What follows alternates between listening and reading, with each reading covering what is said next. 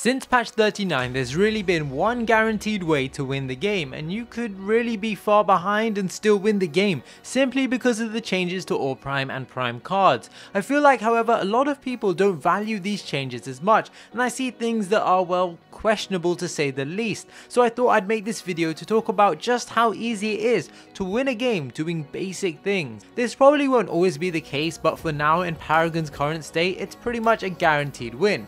8 minutes into the game, you need to be conscious of what you're doing. You need to begin to set your lane and prepare to back if you need to. At 10 minutes, you should be grouping to secure the Raptors, and by you, I mean you, and you. It should be a team effort. Raptors provide such a huge CP advantage every 4 minutes, and at the start, you need this advantage.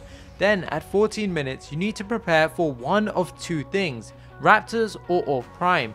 If you secured Raptors at the 10-minute mark, by the time you killed them all, it was around 10:30. So now Raptors and Prime will spawn roughly at the same time. What does this mean? Well, if the enemy team are going for Raptors and 5 of them show when Prime is up at the same time, fuck it.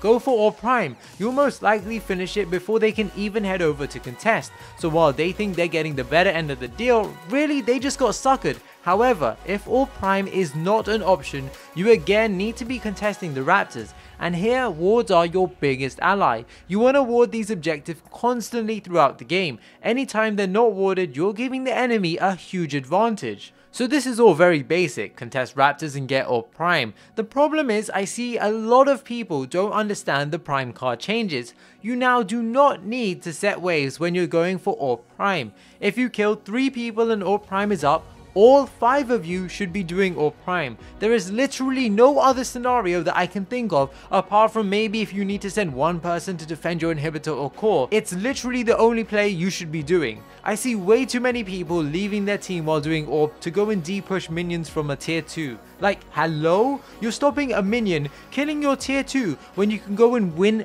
the game, at which point a tier 2 is irrelevant. Also, Death Touch, it fucking pushes the wave for you. So basically, you just wasted everyone's time. The enemy team probably killed your team because it was a 4v5 and you lost your team the game. Now, not every game is going to be as clear cut as this. You'll have games where you won't have the chance to get Raptors or even Prime when they're up, simply because your team don't want to do them or because you're behind. But I guess the beauty of this patch for those of us that finds ourselves behind is that it takes a single team fight to win the game. I've had games where we've gotten like 1 kill and the enemy have gotten between like 10 to 15, maybe even 20 kills ahead, and we're around like 10 to 15 CP behind, and we've won 1 team fight, killing 3 or 4 of the enemies, gone and taken ORB and won the game. It's that simple. So having the right attitude is important, and with how quickly Prime pushes the waves for you, you can almost always get an inhibitor and end the game. What people will often do is they'll have a team fight, then they'll go jungle, farm a camp, or go back to base and spend their points.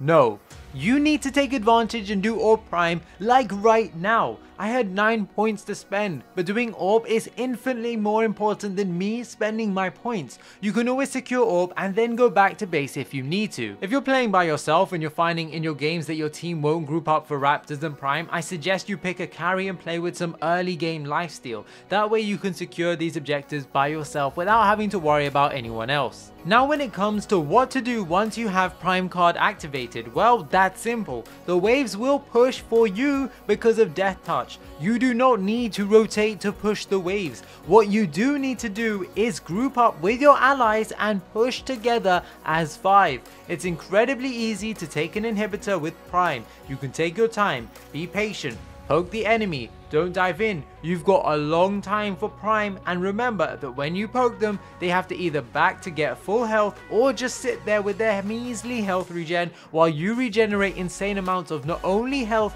but mana after 6 seconds without taking damage. So grouping up and sieging an inhibitor is a guaranteed way to win the game. If one of you is left, one of you is right, 3 of you are middle, then you're splitting your forces too much when you've got such a powerful buff that if you group up as 5, you're basically like 6 versus 5 with how strong Prime is. I really just wanted to make this video because people have been telling me that Paragon is really difficult to win, but honestly it's never been easier. I actually think that it's a lot easier to solo queue now because you can literally dictate the game. You can easily sneak Prime when you see 3 people on the right side. You can easily do Raptors if the enemy team aren't competent, and at lower elos like silver, gold and platinum, it's very easy to do these things. I've been doing it constantly on a Smurf, and I know you're going to say, well Ace, you're playing on a Smurf and you're a diamond player. That's true, but I still think you guys can do it, and I hope this video showcases how and gives you some idea of timings that you need to know. If you have any questions, leave them in the comment section below and I'll do my best to answer them. I hope you enjoyed this video. If you did, smash that thumbs up button. Until next time guys, peace.